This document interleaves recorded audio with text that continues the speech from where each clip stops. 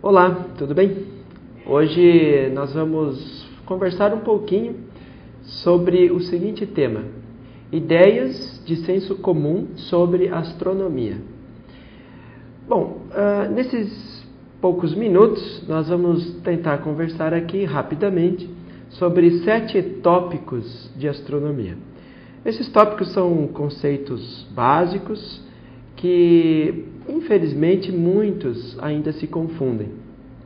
Na verdade, até resultados de pesquisa na área de ensino de ciências, na área de ensino de física e pesquisas em educação e astronomia mostram que grande parte da população, grande parte de alunos e até de professores continuam tendo senso comum, ideias de senso comum sobre alguns fenômenos de astronomia.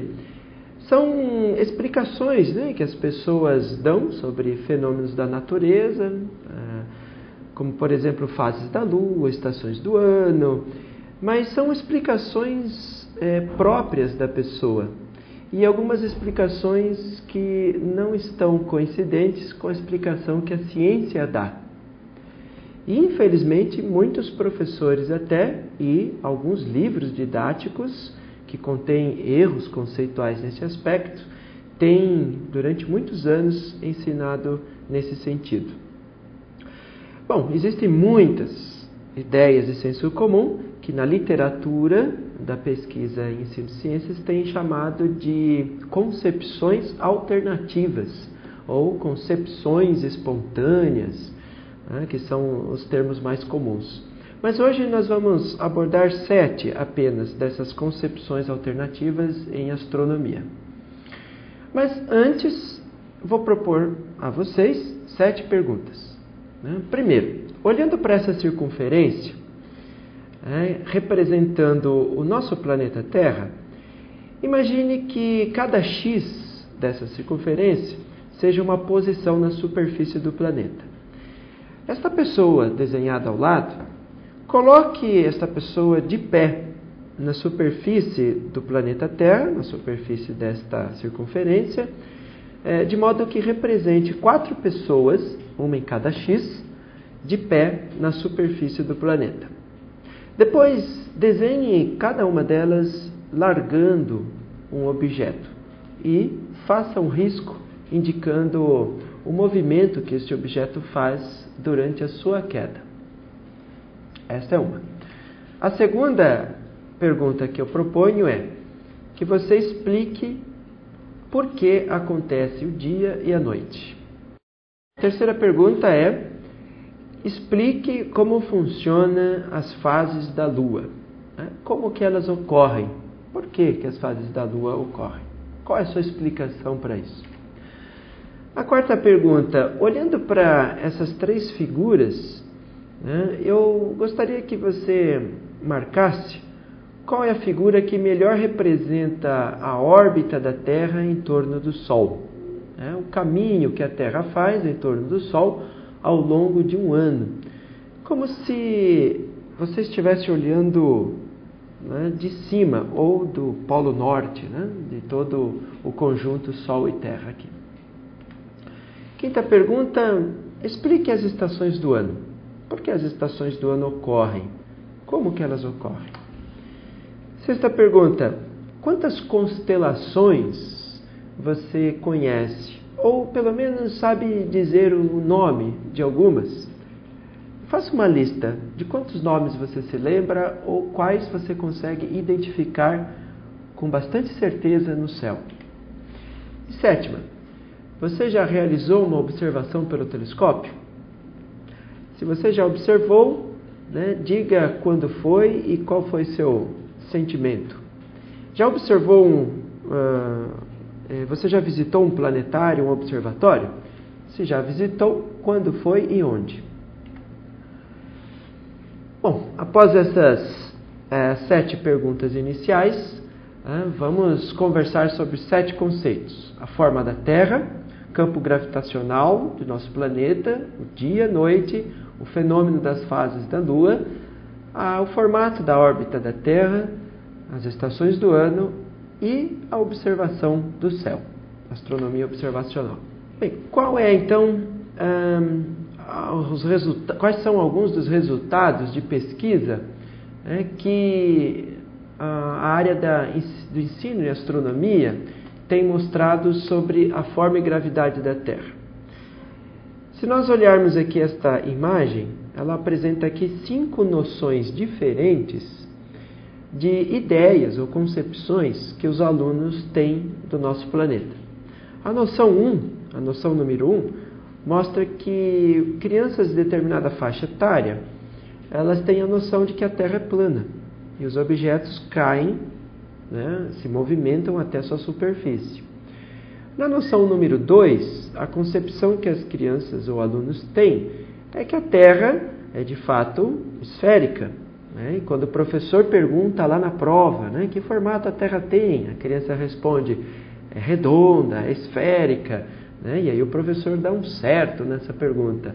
No entanto, a ideia que a criança tem, a concepção que a criança tem, é que a Terra é redonda no sentido que moramos no interior desta esfera e que nós moramos numa superfície plana interna a essa esfera e que o céu é esférico, e que nós moramos dentro desta bola.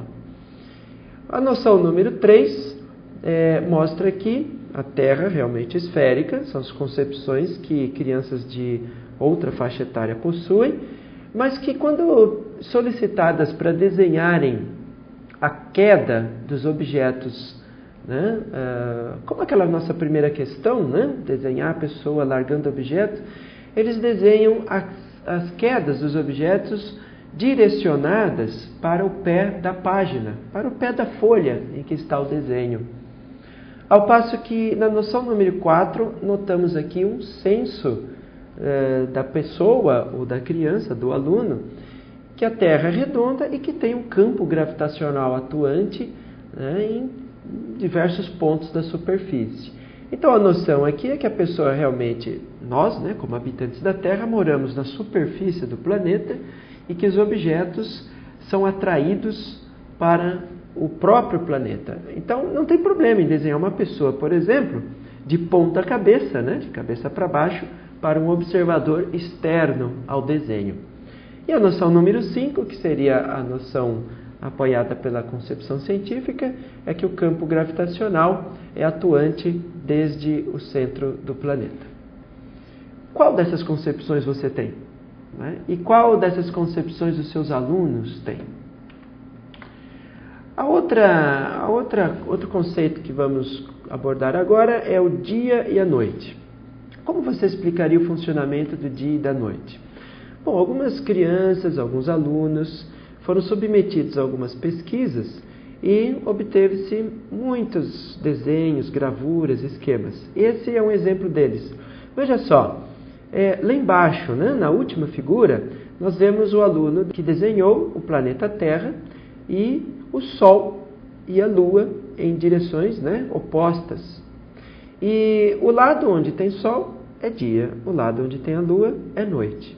Mas note que quem gira, na verdade, para este aluno, é o Sol e a Lua, que girando em torno da Terra, provocando o dia e a noite. Na segunda figura, a figura do meio, nós vemos que o aluno aqui desenhou a Terra inclinada, no seu eixo, mas note que a concepção que o aluno aqui possui da Terra de noite e dia é uma concepção apoiada no que ele de fato vê, nas suas percepções visuais. Provavelmente ele deve ter visto um globo terrestre e ao ser solicitado que desenhasse o nosso planeta Terra, ele desenhou o globo terrestre com seu eixo inclinado. E novamente o Sol e a Lua em direções opostas e esses provocando o dia e a noite girando em torno do planeta. E na primeira figura nós vemos ali uma concepção que o aluno tem e que combina bem com a concepção que a ciência explica, esse movimento que a Terra faz de rotação em torno do seu eixo, provocando o dia e a noite. Um experimento simples de ser efetuado é simplesmente pegar uma bolinha, uma esfera de isopor, uma fruta, né, uma laranja, por exemplo, e movimentar, né, esta esfera diante de uma fonte luminosa.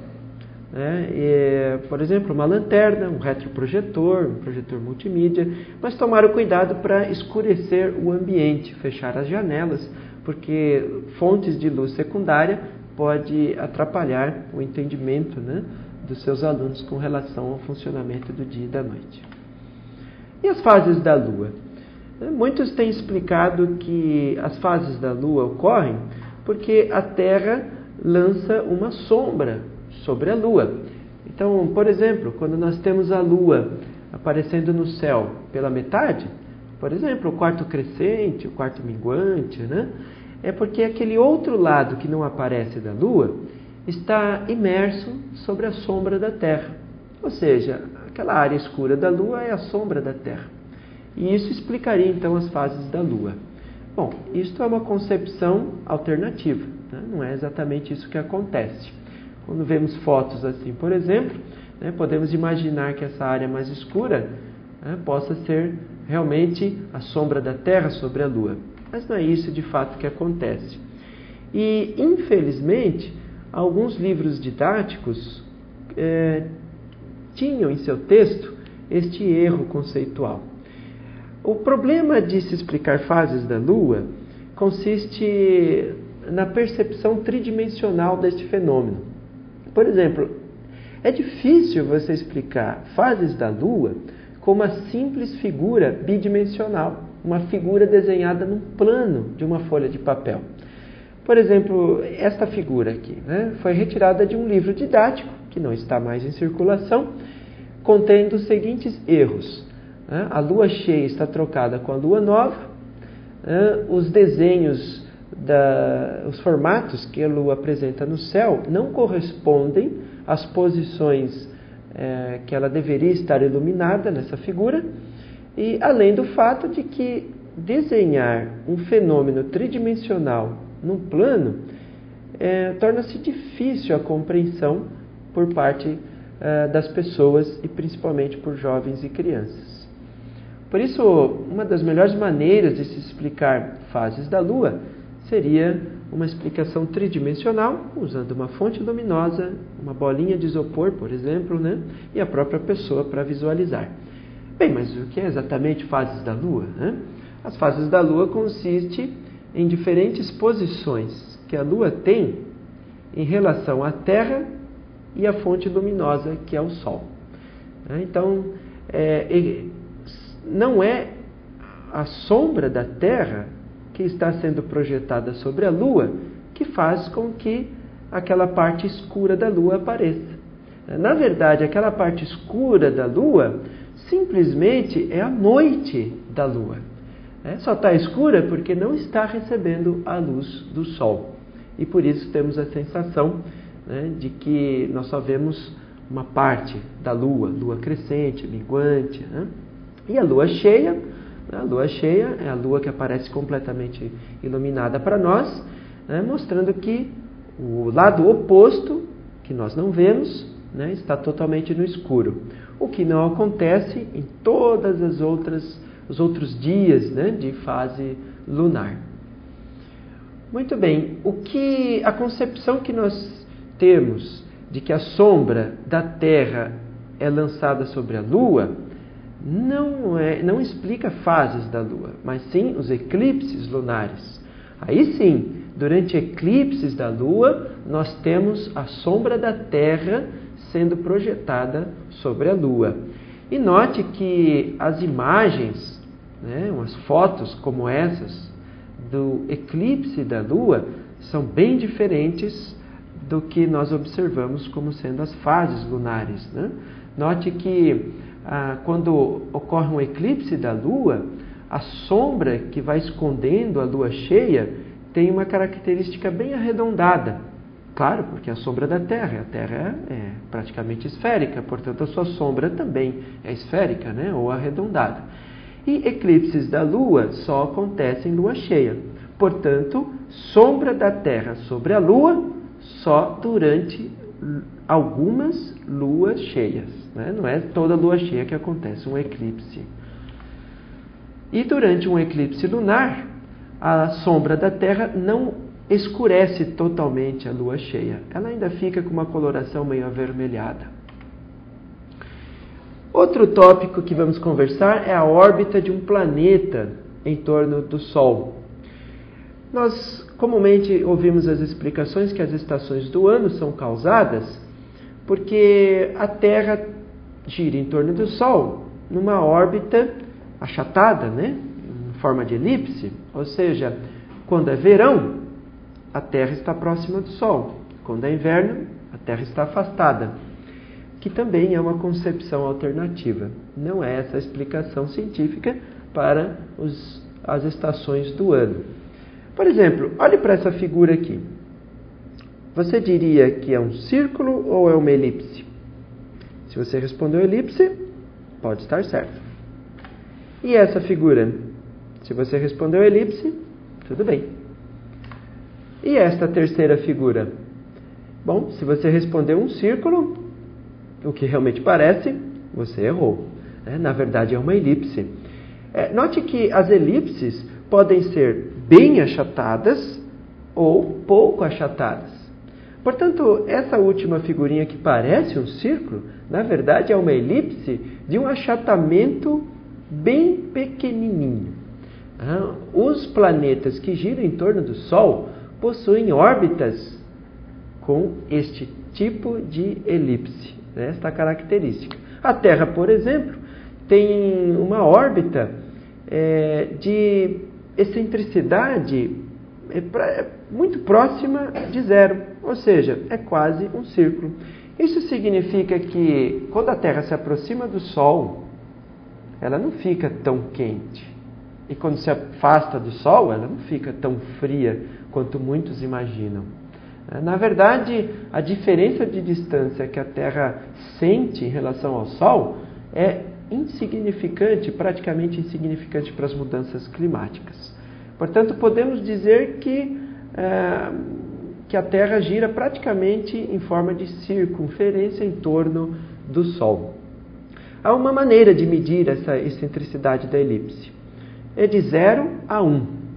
Se eu pegar uma elipse de excentricidade 1, então, ou quase 1, então essa excentricidade se aproxima muito a um traço, né? Ela é muito esticadona. Agora, se eu tiver uma elipse de excentricidade 0, ela se aproxima muito a de um círculo. Né? A Terra, por exemplo, a órbita dela é de excentricidade 0,02, portanto quase um círculo. Então, as estações do ano não são explicadas pela variação de distância da Terra ao Sol. É verdade que alguns livros didáticos apresentam figuras, né, que explicam estações do ano com as órbitas, né, dos planetas, e a órbita da Terra mesmo com bastante excentricidade, né, bem esticadinha assim, né, como essa, por exemplo. E muitos professores, ao serem questionados sobre isso, respondem, dão essa explicação e até ensinam, né, para os seus alunos. No entanto, o que falta nas legendas, né, das figuras dos livros é a questão da perspectiva. Por exemplo, se eu observar a boca deste copo de cima, então eu vou perceber claramente que se trata de um círculo. No entanto, se eu observar a boca deste copo num certo ângulo de perspectiva, se eu for desenhar este copo numa folha de papel, a boca vai se tornar uma elipse, né, achatado. O que os livros talvez trazem de órbitas dos planetas em seus desenhos é essa excentricidade, mas falham ao dizer que a visão é sob perspectiva. Depois da revisão que o MEC tem feito em livros didáticos, este problema tem sido resolvido. Outro conceito que vamos falar agora é sobre constelação. Normalmente respondemos como definição de constelação é um conjunto de estrelas que forma uma figura no céu. Até no dicionário encontramos explicações semelhantes. Mas afirmar que constelação é um conjunto de estrelas pode nos dar a falsa sensação de que este conjunto de estrelas estão interligadas no céu, ou próximas fisicamente umas das outras no espaço, o que não é verdade. Constelação é o conjunto de estrelas, mas um conjunto aparente de estrelas. Por exemplo, a constelação do Cruzeiro do Sul, umas estão bem próximas de nós, outras estão bem afastadas. Mas quando a observamos daqui da Terra, temos a sensação de que aquelas estrelinhas que formam a imagem da cruz estão fisicamente próximas umas às outras. Mas, na verdade, não estão. Aqui temos a figura da constelação de Órion, onde nós encontramos em seu cinto um agrupamento de 3 estrelas bem semelhantes ao brilho e alinhadas, conhecidas como Três Marias. E aqui nós temos a mesma figura de Órion, mas note a diferença. Na primeira figura temos o desenho de Órion, e na segunda temos aí uma região do céu, onde se está inserido ali o desenho de Órion. Na verdade, constelação é isso, é uma região do céu, e não simplesmente uma figura. Na verdade, toda a esfera celeste foi dividida em 88 regiões, ou 88 lotes, e cada lote é chamada de constelação. Portanto, temos 88 constelações oficiais no céu. E quando dizemos oficiais, é porque a União Astronômica Internacional, o órgão IAU, que é o órgão que reúne os astrônomos profissionais do mundo inteiro, eles tomaram essa decisão oficial de repartir o céu em 88 constelações ou regiões. Por exemplo, você reconhece esta constelação aqui, do hemisfério sul? Bom, se nós identificarmos as estrelas principais, é Cruzeiro do Sul. Muito bem. Pergunta, quantas estrelas formam a constelação Cruzeiro do Sul? Se você respondeu 4 ou 5, errou. Lembre-se, constelação é a região do céu e não a figura. Portanto, constelação Cruzeiro do Sul é toda esta área, essa região do céu, onde estão todos esses milhões, bilhões de estrelas ou qualquer coisa que esteja ali, que os meus olhos ou telescópios podem alcançar, direcionados para aquela área. Bem, essas concepções, chamadas de concepções alternativas, são as ideias de senso comum. Elas precisam ser estudadas, precisam ser levantadas pelo professor, precisam ser trabalhadas pelo professor, porque nem sempre, quando o professor dá a explicação científica para determinado fenômeno, a criança, o aluno, muda a sua ideia, muda o seu jeito de pensar ou transforma a sua concepção. Na verdade, muitas vezes ela permanece com sua concepção, mas responde para o professor o que ele realmente quer escutar. Portanto, é uma tarefa não muito fácil para o professor trabalhar com as concepções alternativas de seus alunos. Mas a astronomia tem a grande vantagem de ser uma ciência extremamente motivacional. Até mesmo os próprios parâmetros curriculares nacionais apoiam o trabalho dessas concepções alternativas pelo professor e o levantamento deles. Eram essas as ideias principais que gostaríamos de conversar com vocês. Espero que tenha sido proveitoso e aguardamos nos encontrar uma próxima vez. Obrigado.